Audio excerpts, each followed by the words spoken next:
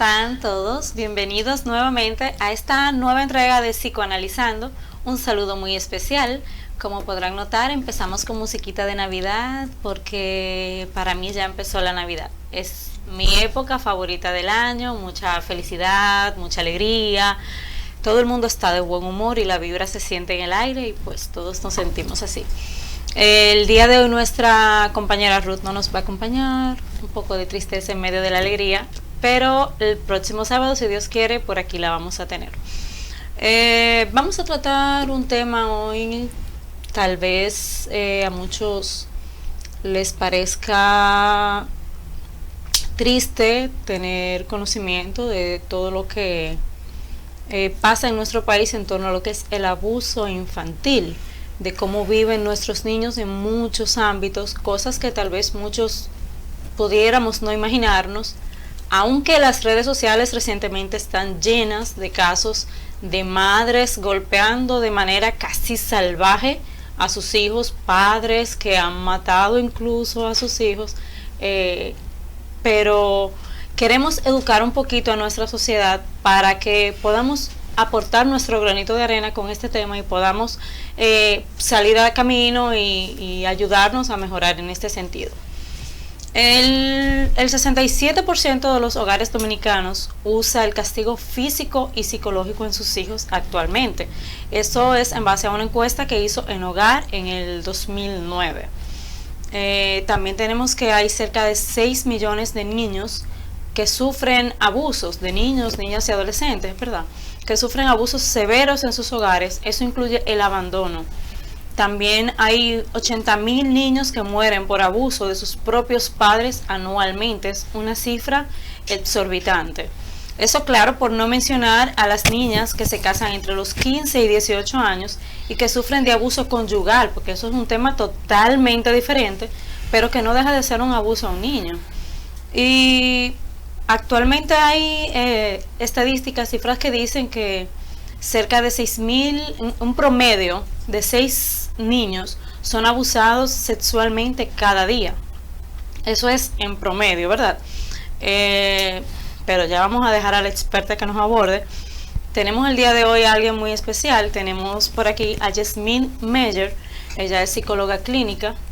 Tiene una especialidad en tratar a niños, niñas y adolescentes que se encuentran en contextos de abuso y de peligro, de riesgo, ¿verdad? Yasmín, ¿cómo estás? Así es, muy bien, gracias a Dios. Gracias por la oportunidad de estar aquí en este espacio compartiendo contigo este tema tan interesante. Mío. Como podrán notar, hoy tenemos una temática un poco diferente para que podamos como que entrar más en confianza y darle más al tema lo que necesita. Yasmín, vamos a empezar de inmediato, vamos a ir por el principio. ¿Qué es el abuso infantil? Bueno, el abuso infantil es, podemos decir en términos generales, que se trata de un maltrato que se realiza hacia los niños, niñas y adolescentes, que se ejerce hacia ellos, donde de manera integral o en algunas áreas del desarrollo del niño son afectados. Es decir, que mediante este comportamiento que tiene el adulto hacia el niño, el desarrollo del niño en alguna área se afecta.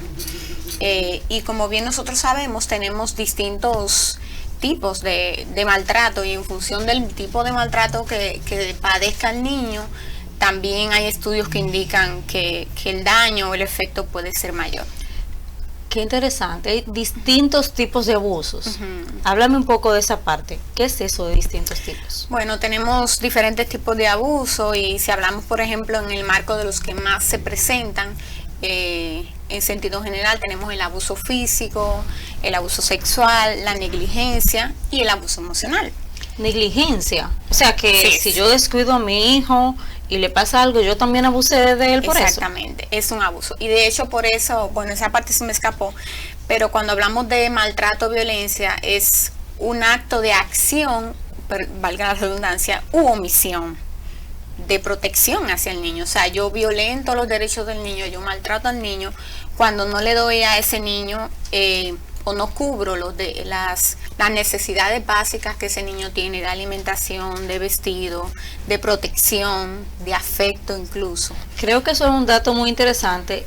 Yo diría que incluso puede agrandar eso que las estadísticas mencionan, claro. porque eso de negligencia es algo que vemos todos los días cerca de nosotros. Sí, ciertamente la negligencia muchas veces no es tan visibilizada como el abuso físico, por decirte algo. Por ejemplo, un niño que ha padecido abuso físico, tú puedes fácilmente notarlo, en cierta forma, puede tener alguna herida, algún moratón en su cuerpo, pero un niño que es víctima tanto de negligencia como de abuso emocional es más complejo el tú notarlo. O sea, sí, me imagino. Por ejemplo, ¿cómo yo me doy cuenta que un niño está siendo víctima de abuso emocional? Y el abuso emocional implica muchas cosas, implica, por ejemplo, violencia verbal hacia ese niño, el rechazo sistemático es violencia emocional, el no responderle afectivamente también a ese niño o cubrir, digamos, las expectativas que ese niño tiene respecto a la interacción con el adulto, también es un tipo de abuso emocional. Cuando me dices rechazo sistemático, ¿a qué nos referimos para que las personas puedan...?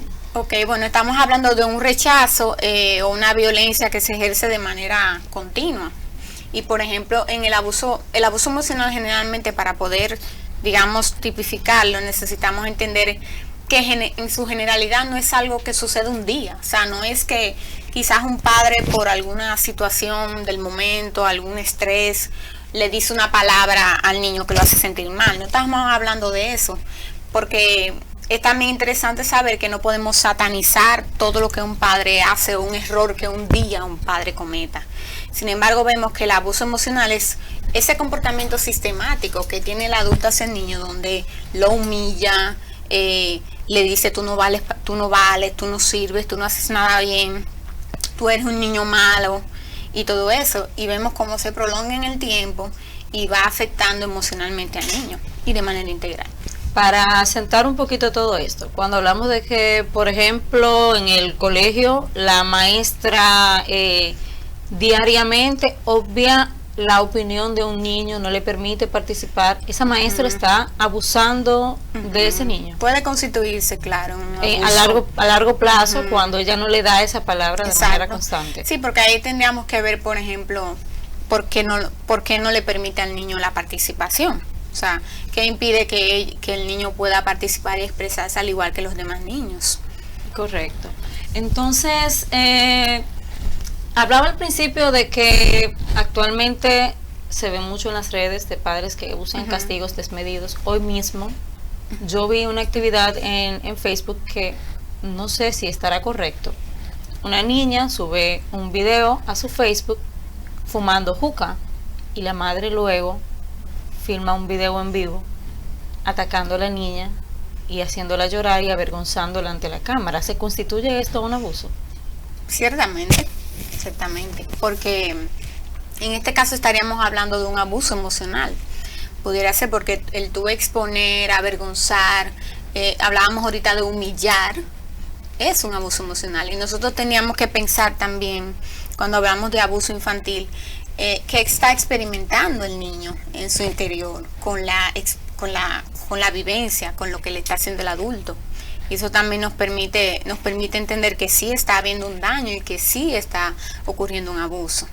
Y nosotros vemos como lamentablemente en nuestra sociedad dominicana hay tanta naturalización de lo que es el maltrato, y tenemos todos esos videos que tú dices, que todos los días los padres suben agrediendo a un niño. Hace un tiempo salió un video muy llamativo donde había un padre que tenía una niña hincada, no sé si tú te recordarás, en un blog con una cosa, o sea, era una cosa en medio del sol, era como una zona muy rural, sí. Y ella estaba sentada en un blog con otro blog en la cabeza, en medio del solazo, y la niña lloraba desconsoladamente. Eso es terrible, y muchas veces pasan esas cosas porque la gente dice, a mí me criaron así y yo estoy bien, y mira, yo soy un hombre de bien.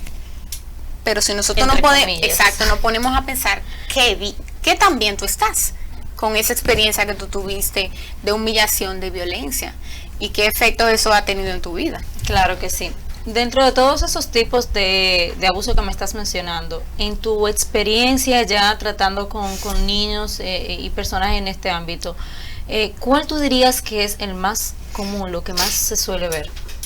Bueno, en República Dominicana tenemos una gama muy interesante de digamos, casi todos los tipos de abuso como ese. Pero el abuso físico, por ejemplo, tiene una incidencia importante. Y el abuso sexual. Pero es importante señalar que con el abuso sexual hay algo que sucede, y es que nosotros tenemos en conocimiento una parte muy mínima de los abusos sexuales que realmente ocurren. Porque por toda la dinámica que se da en el abuso sexual hacia niños, donde vemos que muchísimos de los casos, que todavía no tenemos realmente una claridad, y no estoy hablando solamente de nuestro país, sino a nivel incluso mundial, vemos cómo los niños callan esa experiencia y lo complejo que es que un niño realmente pueda decir el abuso, que sí que ocurrió un abuso sexual por las implicaciones que tiene. Entonces, estadísticamente hablando, sí podemos hablar de abuso físico y abuso sexual como entre los que más se pueden presentar, pero también, como te decía, el abuso sexual, hay muchísimos datos que están debajo de la tierra. Sí. O sea que la estadística que tenemos no es real. Reales. Definitivamente no es real. Decías que hay un abuso que es parte de fuera de la casa, o tal vez no fuera de la casa, sí dentro, pero no directamente de los padres. En estos casos, ¿cómo un padre puede notar que su hijo está sufriendo algún tipo de abuso, en cualquiera de los tipos de ellos? Ok. Bueno, nosotros le llamamos a estos indicadores, digamos, que pueden verse en la conducta, en muchas áreas de la vida del niño. Y una de las cosas que, por ejemplo, a mí me llama más la atención del abuso infantil es que el abuso viene a afectar, dependiendo de qué tipo de abuso estamos hablando, pero en especial, por ejemplo, el abuso sexual viene a afectar la vida del niño casi en su totalidad. O sea, tenemos estudios que hablan de cómo afecta el abuso sexual, por ejemplo, en el aspecto cognitivo, en el aspecto conductual, en el aspecto social, en casi todas las áreas de la vida del niño. Entonces, si hablamos de todos los tipos de abuso, por ejemplo, el abuso físico tiene generalmente una incidencia más física, digamos, conductual. Nosotros podemos ver, por ejemplo, que el comportamiento del niño va a ser tendiente a replicar el comportamiento agresivo que está recibiendo en su familia, o sea, con otros niños, a ser violento, va a tener dificultades, eso va en el aspecto social, a relacionarse con otros niños de manera adecuada, a resolver conflictos. Y nosotros vemos también como el maltrato físico y cualquier otro tipo de maltrato coloca al niño en un estado de estrés. Y de ahí el tema del daño que se produce en la vida de los niños cuando experimentan situaciones de maltrato. Porque un niño no está hecho para el estrés, ¿cierto? Claro. Y nosotros tenemos, o sea, hay amplios estudios que hablan de cómo neurológicamente el cerebro se va afectando por la liberación de hormonas del estrés. O sea, hay una hormona que se llama cortisol que se activa cuando nosotros estamos en situación de estrés. Imagínate un niño que vive en una casa, por decirte algo, donde todos los días le pegan físicamente por cualquier cosa, le dan una bofetada, le dan una pela. O sea, es un niño que está todo el tiempo esperando. La expectativa de, me van a pegar ahora, más tarde. Y esto no es un ambiente predecible. O sea, es un ambiente impredecible. Entonces, sí. ¿Qué pasa ante un ambiente impredecible? El niño está todo el tiempo en estrés, está asustado, está temeroso. Entonces vemos como el niño cuando sale a la calle, cuando va a la escuela, replica estos comportamientos, está todo el tiempo muy activo, a la defensiva y todo eso. Cuando me dices que tiene efectos cognitivos en el niño, nos referimos a la parte del aprendizaje. Exacto, sí, hay estudios que hablan de cómo el efecto del maltrato y la violencia, una de las áreas que se afecta como de manera más rápida es la atención, por ejemplo, que es un aspecto, digamos, cognitivo.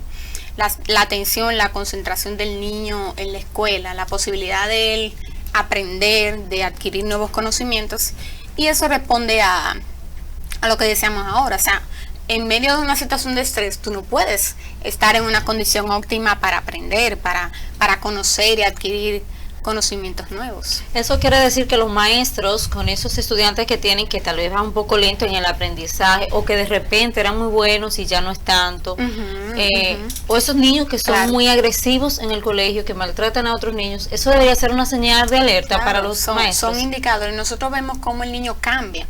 O sea, definitivamente cuando un niño experimenta abuso hay un cambio. Y como decía hace un momento, una de las áreas principales es el tema educativo. Vemos cómo el niño empieza, si era un buen estudiante, empieza a tener calificaciones más malas, digamos, o más bajas. Empieza a tener un comportamiento. Hay dos áreas como principales que tienen que ver con comportamientos externalizantes, o sea, agresividad, impulsividad, violencia verbal hacia otros niños, o el contrario, que es el niño que se reprime, digamos, un niño que va a estar solo, que va a estar callado, que va a estar triste. O sea, podemos ver en estos dos polos comportamientos en un niño que ha experimentado abuso, y ese cambio se va a ver así, como de manera rápida o inmediata. Vamos a introducirnos un poco ya, vamos a centrarnos un poco en el abuso sexual, porque entiendo que a pesar de la abundancia del abuso físico, ese por lo general viene de parte del padre. En el abuso... De cualquier miembro de... Sí, de cualquier miembro de la familia, pero que tal vez, como decías, por las marcas físicas, es fácil para un padre tal vez detectar, o para un tercero, otro familiar tercero, detectar que sea el padre u otro familiar o alguien allegado le está haciendo ese maltrato al niño. Cuando hablamos del abuso sexual, entiendo que es un poco más complejo. Claro. ¿Qué señales debe ver una madre en un niño? ¿Cuáles son esos indicadores que deben crear una alerta inmediata en la madre en ese sentido? Bueno, mira, hay diferentes estudios hablan de una marca muy distintiva en el tema del abuso sexual, y es las conductas sexualizadas, digamos, o comportamientos sexuales que son problemáticos, que este niño va a empezar a tener con otros niños, puede ser, o consigo mismo, que no están de acuerdo o apropiados con su edad o con su etapa de desarrollo. Entonces, hay diversos autores que hablan de que esto es una marca como muy distintiva en los niños que han experimentado abuso sexual. Pero es interesante mencionar, como te decía ahorita, que el tema del abuso infantil y sobre todo el abuso sexual afecta de manera integral en el niño. Y algunas de las cosas que estábamos hablando ahora, por ejemplo, con dificultades de atención, empieza el niño, por ejemplo, a tocar su cuerpo de maneras que no lo hacía antes o de formas inapropiadas para su edad.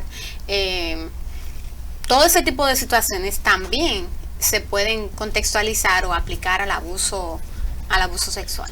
Si como madre yo veo que mi niño antes era muy apegado a su primo, tal vez, o a un tío, y de repente yo veo que ya no quiere estar con ese primo, ¿debo yo obligarlo a seguir socializando o debo investigar como madre?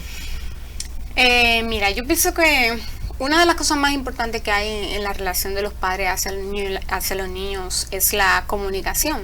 Y si el niño te dice, por ejemplo, no quiero estar, no quiero ir, no quiero sentarme en la pierna de fulano, hay que escucharlo, porque por algo lo está diciendo.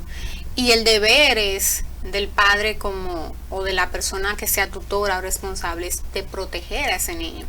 Entonces, ciertamente nosotros vemos como personas le dicen, no, siéntate en la pierna de tu tío.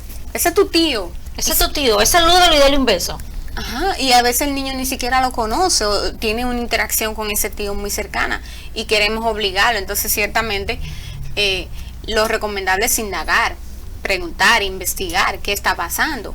Empezando hablando primero con el niño y entendiendo que siempre el deber del adulto es creerle al niño. En base a lo que él diga y luego investigar, pero siempre la tarea es creer primero. Me sorprende mucho porque ese no es el común denominador de los padres, creerle al niño. Dicen, no, los niños mienten. Definitivamente. Y tú sabes que eso tiene un papel muy importante, el cómo los adultos reaccionan cuando el niño dice, y más si estamos hablando de abuso sexual. Porque una de las características del abuso sexual es que cuando el niño viene a hablar, estadísticamente hablando, cuando los niños vienen a decir, me pasó tal cosa, generalmente ha estado pasando un tiempo prolongado de que esa situación se ha estado dando y por alguna razón detona la situación, el niño lo dice o alguien se da cuenta. Entonces, y más cuando el abuso es en un contexto intrafamiliar, o sea, por algún miembro de la familia, que eso lo complejiza muchísimo más. Claro que sí. Una vez una madre, un padre familiar se da cuenta, detecta este tipo de accionar en un niño, ¿cuál es la manera correcta de abordarlo en este sentido? Bueno, ahí hay que ser muy cuidadoso, porque hay un tema, por ejemplo, relacionado primero a la reacción que pueda tener el adulto hacia lo que el niño está diciendo. ¿Por qué? Porque muchas veces las reacciones del adulto son de no te creo.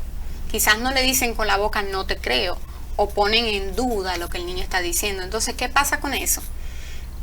Se viene dando que el niño, por encima de ya la experiencia de violencia o maltrato que sufrió, viene entonces a que esta persona a quien he confiado, decirle, he tenido la motivación, la confianza de decirle, no me cree. Entonces ahí se empiezan a generar muchísimos sentimientos en el niño encontrados, de culpa, de ansiedad, que muchas veces se producen luego de que el niño ha develado la situación. Una de las cosas principales es creerle, como yo te decía ahorita. Si tú eres papá, si tú eres mamá, tu deber es creerle, siempre creerle. ¿Cómo yo lo abordo? Siempre, o sea, porque me imagino que no sería bueno yo llegar a decirle, hijo, y él te ha puesto la mano, ¿cómo debe un padre hacer esas preguntas a su hijo? Si vas a hacer, es importante tener al menos algunas nociones generales de lo que pasó. Quizás tú no vas a hacerle un peritaje, ¿verdad? Porque no es tu rol, pero sí tener unas nociones generales, porque el siguiente paso es tú ir a colocar una denuncia a nivel de verdad las autoridades. Y para tú colocar esa denuncia tú necesitas tener al menos unas nociones generales. Lo que sí hay que tener es mucho cuidado, es no revictimizar al niño. O sea, cuando yo te decía, por ejemplo, de creerle, es fundamental. O sea, es fundamental recoger una información general de lo que está pasando. No voy a entrar en demasiados detalles, porque luego de que yo haga una denuncia, el profesional competente del área va a hacer un análisis y un peritaje ya del área, donde va a levantar todos los detalles una sola vez. Entonces, con eso lo que queremos es evitar la revictimización. Pero para yo colocar una denuncia, como te decía ahorita, tengo que saber quién fue, qué persona es, tal vez en qué ámbito sucedió. Exacto, así es. Pero hay que ser muy delicado, muy delicado, porque una vez el niño entra al proceso, por ejemplo, ya de una denuncia y todo eso, el niño tiene que ser entrevistado y todo lo demás. Y queremos evitar, siempre es importante evitar que el niño vuelva a contar la historia 30 veces, ¿verdad? Porque cada vez que la cuente estamos hablando de que toda podría esa estar viviendo esa historia mentalmente. Exactamente, toda esa historia está otra vez calando de manera emocional en su vida. Antes de dar continuidad a nuestro tema, que me ha resultado bastante interesante, creo que ya voy aprendiendo mucho el día de hoy, vamos a pasar un pequeño video donde vamos a mostrar algunos mitos y realidades de lo que es el abuso sexual infantil.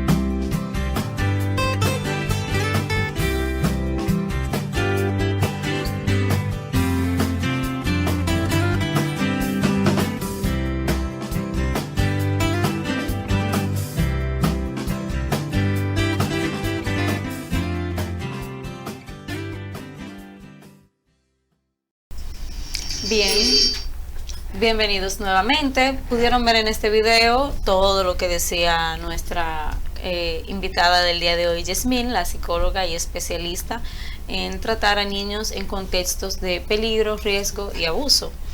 El abuso sexual es algo que puede verse en los niños el abuso sexual infantil puede vivirlo un niño dentro de la casa, con un familiar.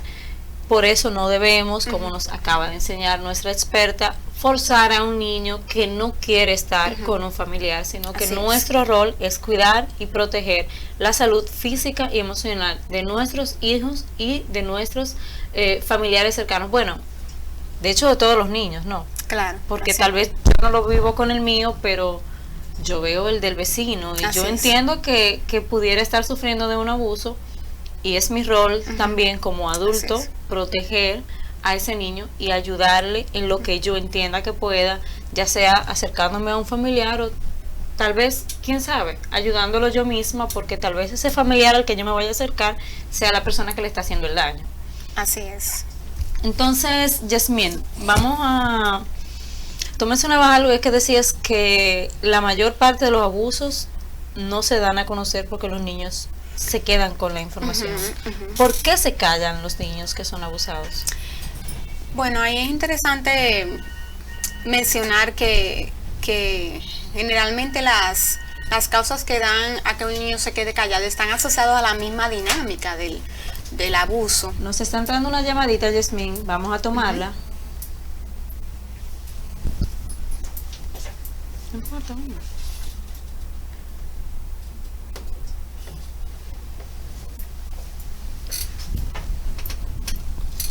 Buenas tardes. Buenas. ¿Aló? Parece que colgar. La persona que llamaba, si gusta, puede volver a llamar. A nuestro público les recordamos que si quieren pueden llamar a los teléfonos que salen en pantalla. También pueden hacer sus preguntas vía Facebook a través de la transmisión. Estamos atentas y le estamos verificando por acá. Cualquier pregunta será respondida de manera oportuna. Así es. Entonces, perdóname, Yasmín, continuamos. ¿Me decías que callan? Sí, los niños callan por la misma dinámica que se da en un abuso sexual. ¿Cuál es la dinámica que se da en el abuso sexual? O sea, la persona que abusa de un niño viene haciendo, previo a digamos, consumar el abuso, viene haciendo un trabajo con el niño. Y eso yo lo hablo con mis estudiantes porque me parece súper fuerte realmente. ¿Qué trabajo psicológico hace un agresor con un niño? El agresor primero empieza a ganarse la confianza de ese niño, empieza a acercarse al niño, empieza a hacerle regalos al niño, empieza a darle obsequios, un helado, lo invita a esto. O sea, que eso debería ser un llamado de atención a los padres.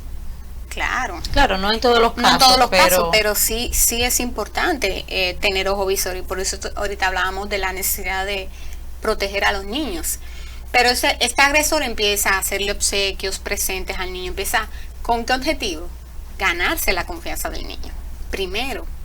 Entonces, ese acercamiento que tiene este agresor hacia el niño va haciendo de manera paulatina, va haciendo paso a paso. O sea, primero se gana la confianza, luego empieza a hacerle pedidos, luego empieza en cierta forma a consumar el abuso, y generalmente vemos también que estadísticamente no es que el abuso se da de una sola ocasión, sino que este agresor tiene contactos distintos con el niño donde va avanzando, no sé si me doy a entender, donde va avanzando paso por paso, agrediendo al niño, hasta en muchos casos lograr a consumar un acto, ¿verdad?, abusivo, digamos, el más serio de todos. Entonces, ¿qué pasa con esta dinámica? Hay un momento donde el agresor también intimida al niño, utiliza la intimidación, y en esta fase también se le llama la fase del secreto, que seguro tú la has escuchado. Sí. Exacto, o sea, el agresor tiene que de alguna forma lograr que el niño calle lo que él le está haciendo. Entonces él empieza a decirle, mira, si tú le dices a alguien lo que yo estoy haciendo, yo te voy a matar a tu mamá, o le voy a decir a la gente que es mentira lo que tú estás diciendo, y empieza a hacer todo un trabajo psicológico donde el niño, o sea, estamos hablando de un niño, o sea, que no sabe, o sea, esta persona me está diciendo eso, pero será, y el niño dice, es cierto lo que él me está diciendo, porque un adulto, no, y eso el profesor, es mi papá, o sea, No, y eso que tú decías de que es lo normal de los padres decir, no te creo. Exacto. Entonces, ese trabajo psicológico que viene haciendo el agresor, que finalmente consume el acto, es lo que muchas veces impide que los niños hablen. Y muchas veces, como decíamos ahorita, cuando los niños hablan, ya ha pasado mucho tiempo de niño estar sometido a este abuso. Y si para colmo, como tú decías ahora, Milagros, si para colmo cuando el niño habla, el adulto no le cree, ¿tú sabes lo que pasa? Entonces, el niño hace esto y dice, no, era mentira. Que eso pasa muchas veces. Se retrae su testimonio, digamos. Y en muchas ocasiones nosotros vemos eso en la realidad de todos los días. Pero eso responde a las respuestas de los adultos del entorno, a la develación del abuso que da el niño. Entonces, este trabajo psicológico es lo que, de acuerdo a los estudios, dicen que o sea, hacen tan complejo que los niños lleguen a hablar. Por eso uno de los factores interesantes de protección que trabajamos, que se desarrollan en los padres, es la comunicación. Es enseñarle al niño, por ejemplo, cuáles son tus partes privadas, quién no debe tocar tus partes privadas, o sea, por qué nadie tiene que estar contigo en el baño solo, por ejemplo. O sea, cosas muy, muy básicas que a veces uno dice, no, los padres se lo enseñan eso en su casa, pero no, muchas veces no lo hacen. Entonces, ¿qué pasa? El niño está a expensas de cualquier agresor. Esa parte de nosotros los padres que a veces nos avergüenza, nos da algo de temor, hablar con nuestros hijos de sexualidad, sin saber que con esto pudiéramos salvarle la vida, por así decirlo. Claro, y si yo no, es interesante saber que si yo como padre o madre no lo hago, yo lo coloco en vulneración. O sea, yo estoy colocando al niño en un estado de, vamos a utilizar otra palabra más sencilla. Bueno, es como si yo viera que el niño va a cruzar la calle, un ejemplo muy sencillo, y viene un vehículo y yo no le digo, Pedrito, cuidado que ahí viene un carro que te va a chocar, yo lo dejo. Porque el destino, digamos, lo va a cuidar. Sí, no, él va a ver que viene el carro. Exacto, entonces es un ejemplo drástico, digamos, pero es lo mismo. Es lo mismo en cierto sentido. Es lo mismo. Hay otra parte que mencionabas, decías la parte de revictimizar al niño. Hay una tendencia ahora que todo llega a las redes. Todo se cuenta vía redes. Tristemente. Sí. En estos casos, muy tristemente. Y también las noticias, los periódicos, los comunicadores, a veces tratan ciertos temas de manera muy crudas. Esta parte también revictimiza a los niños en este sentido. Claro que sí, definitivamente. Hay un tema que tiene que ver con el derecho a la privacidad de los niños, que está contenido en la ley, que está contenido en la Convención, por ejemplo, de los Derechos del Niño, en la ley local de protección, que es la 136. O sea, cuando el niño tiene derecho a intimidad, a la vida privada, es eso, o sea, que es que ya sea en un contexto de maltrato que haya sufrido o no, el niño tiene derecho a ser protegido. Y ciertamente, si se va a mencionar un caso específico, siempre debe ser bajo absoluta confidencialidad, nunca mencionando el nombre del niño, ni el nombre de los padres, o sea, no debería ser.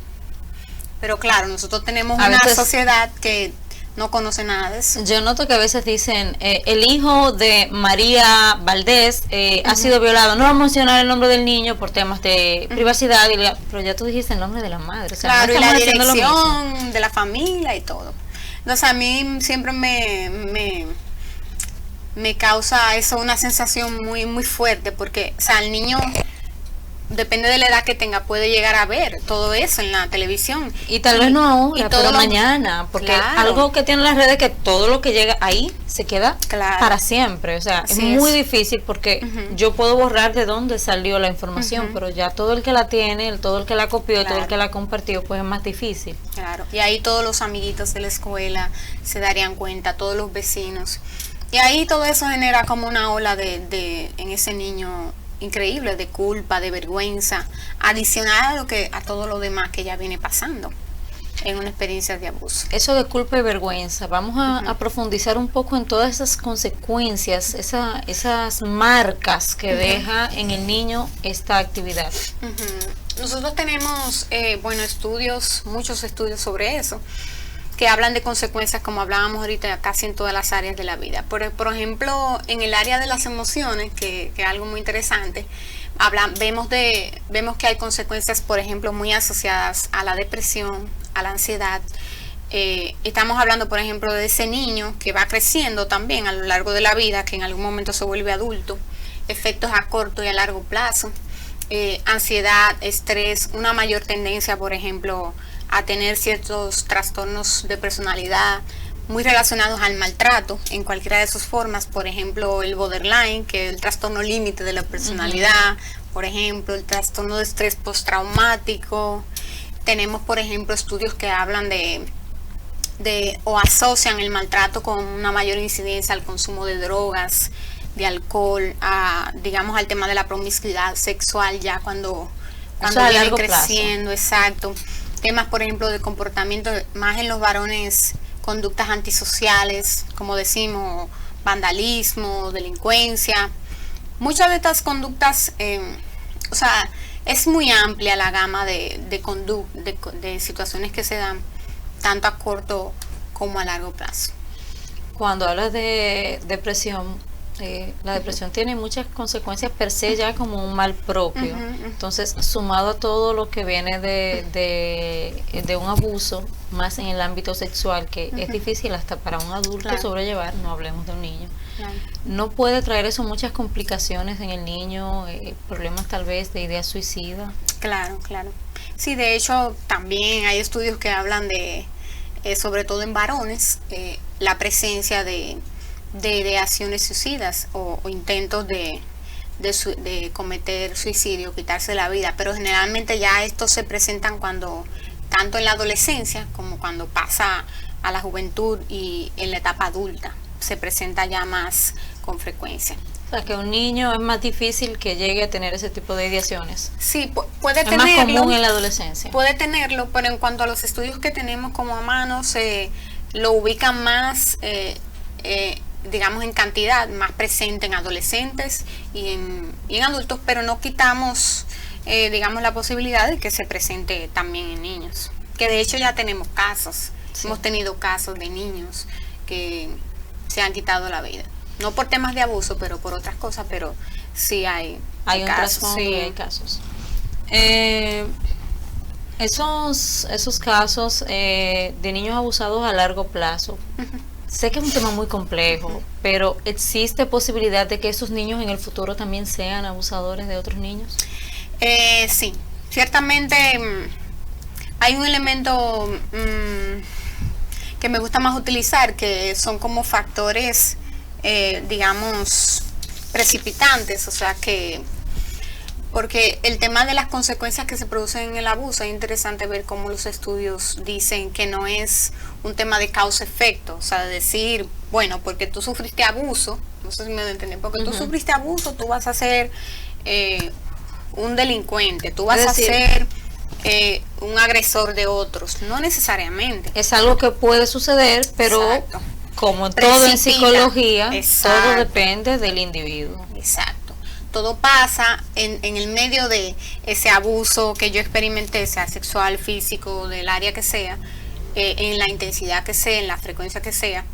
Estoy yo con mis factores de protección personal, de resiliencia, de superar esa dificultad, y luego las consecuencias, los efectos que pueda tener.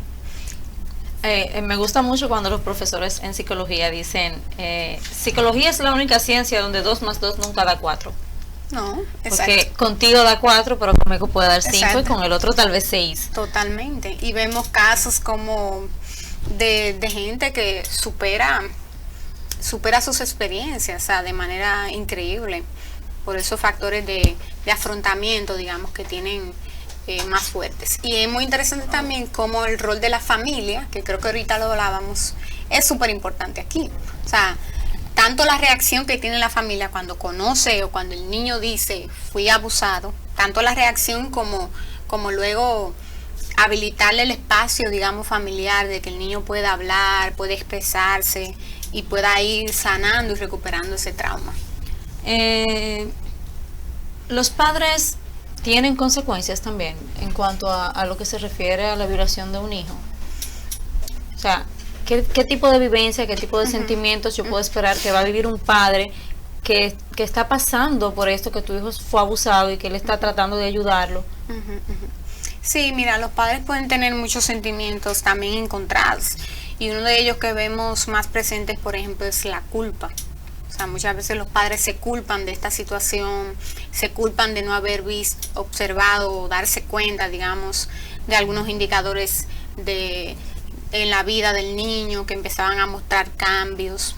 Quizás no lo vieron con la antelación que quisieron verlo, quizás de alguna forma expusieron al niño sin haber querido. Entonces por eso vemos como la culpa suele ser uno de los sentimientos más presentados en los padres, la ansiedad, la preocupación de cómo acompañar al hijo, al niño en esa superación, en ese proceso de cambio. O sea que es imprescindible, claro, que el padre también busque de ayuda psicológica. Claro, ahí es interesante que tú acabas de mencionar. Cuando hablamos de intervenir en una situación de abuso, es súper clave la presencia o el involucramiento de la familia. De la familia, claro, como ente protector. Okay. Claro, si el abuso ocurrió en la familia, si uno de los miembros de la familia, digamos, nuclear es el agresor, obviamente que no. Ya ahí habría que separar al niño de ese agresor, y que el niño puede estar con una persona identificada como protectora o cuidadora de ese niño. Pero la familia tiene que ser involucrada de manera definitiva. Déjame profundizar un poquito esto, porque me creó la duda. Tú me quieres decir con esto que si en esos casos donde el padre o un hermano que ha abusado del niño, el niño es retirado de la casa.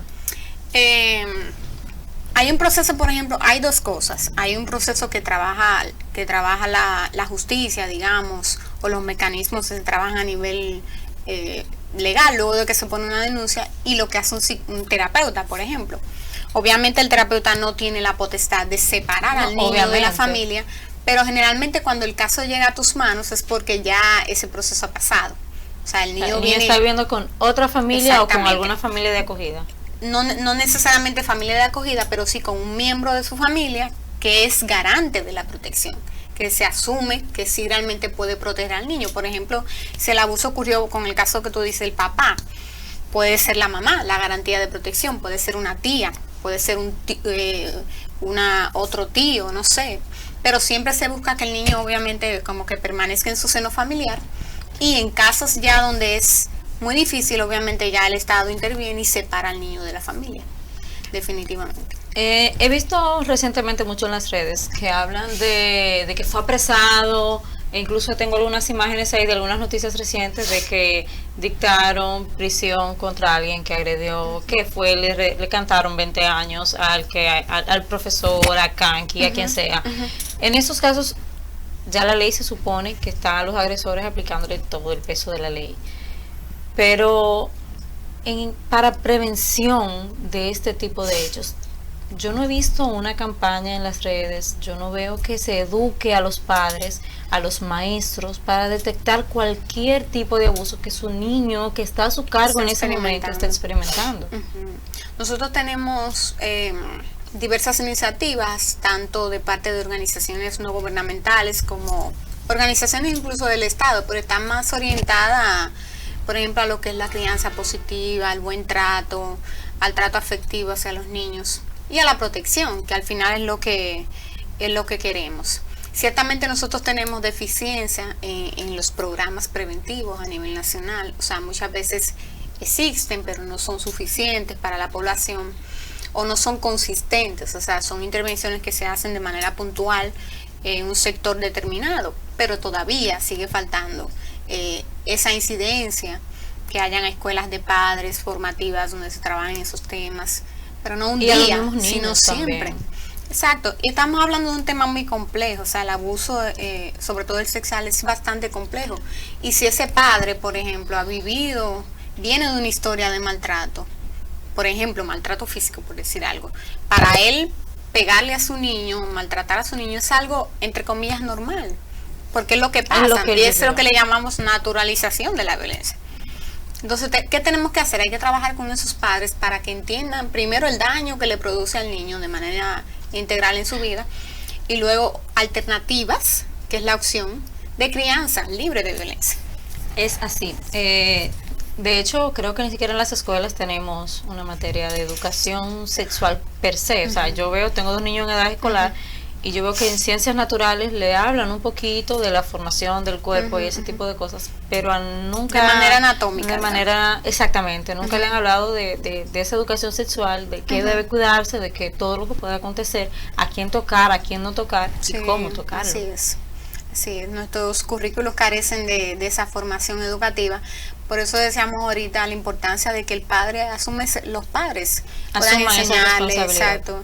Y eso es un factor de protección 1A, lo que tú le enseñas a tu hijo, o sea, parece muy simple, o sea, mi amor, mira, estas son tus partes privadas, estas partes nadie las puede tocar, si alguien las toca en algún momento, tú tienes que decírmelo a mí. Y tampoco debes tocar las partes privadas de nadie, exacto. Y alguien que sea referente de confianza, o sea, yo soy tu referente de confianza, de confianza de mi hijo, de mi hija. Eso es importante preguntarse, o sea, yo soy alguien de confianza para que mi hijo venga y me cuente algo que le pasa.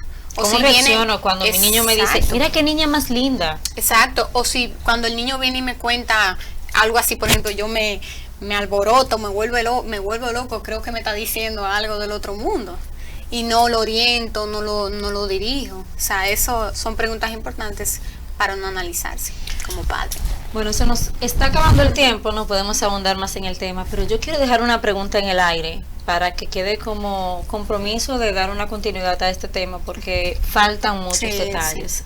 Y algo muy importante es, ¿qué lleva a un padre a maltratar a su hijo, a abusar de su hijo en cualquier aspecto, físico, psicológico y sexual, ya como lo máximo, porque es algo que no es lo común?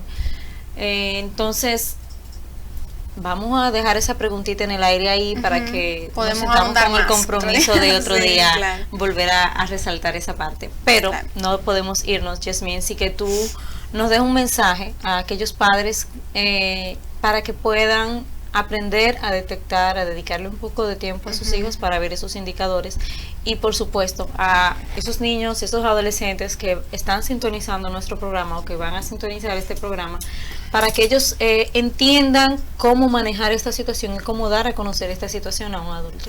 Exacto. Bueno, creo que me hiciste dos preguntas, ¿verdad? En una, la primera,